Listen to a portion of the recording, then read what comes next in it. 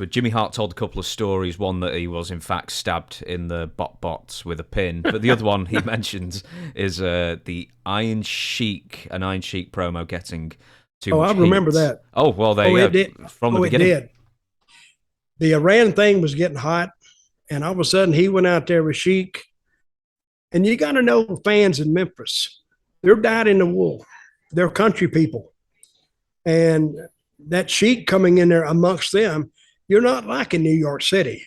You're not like in Philadelphia or some of the bigger cities with some Iranians there. There were no Iranians in Memphis, or maybe very few. And he was talking about, oh, America, I spit on America, pooey, pooey. Well, one guy out there probably got drunk the night before and was a veteran. And he said, I'm gonna kill him. And they called up the station and said, we're coming to kill him. And I don't, did he say they finally showed up?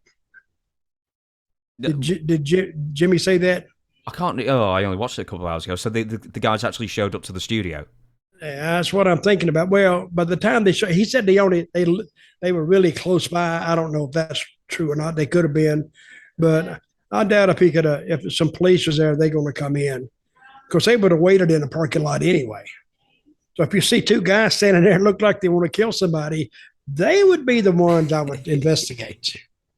What was Iron Sheik like at the time then to sort of deal with? Was he just the Iron Sheik that we all imagine, well, all the fans imagine we know? No, Iron Sheik is Iron Sheik. It's not a pretend. It's not a character. Iron Sheik is Iron Sheik.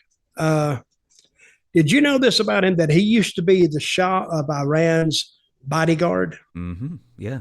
And he used to travel with him. So he was well respected in Iran, and how he got out of there. He told me one time how he got out of there. I think he went somewhere and stayed. He just didn't go back with them because he was on the Olympic team, very tough guy. And wherever he went, I think he stayed. And, but the Sheik, the Shah of Iran had a lot of death threats against him. So he had a tough job. But the Sheik in the back and just talking to him is, he's the same Sheik you see on TV. He is very, very, he likes to drink. And when he starts drinking, kind of back out of the way, because you don't know what he's going to do. Now, he was always nice to me because he liked me. See, that's how I avoided a lot of fights, because people liked me. I was funny and I would kid with them, but I always knew how far to go with it. I would never kid anybody that was like a sensitive part of their character, because if they got mad, hell, Sheik, I'd hate the Sheik. He just killed me. He just beat me up. What am I going to do? I'd have to go do like those guys in Memphis. I'd have to go get a gun, I guess, wait for him. It's the only way I could have handled him. Called the studio first. Let him know you're coming. Oh, yeah.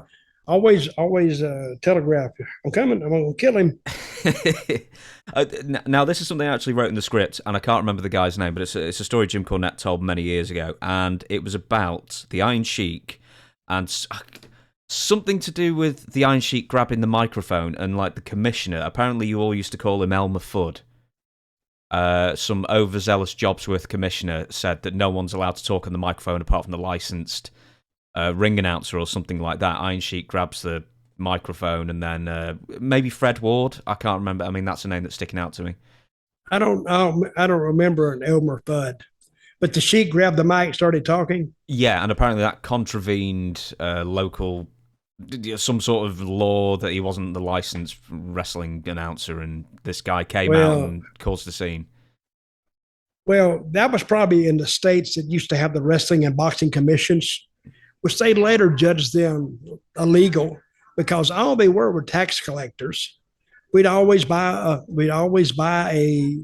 a license.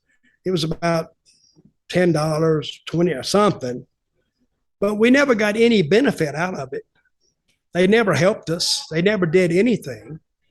And I think that was probably, and those wrestling and boxing commissioners, they were like, you want to know Nazis?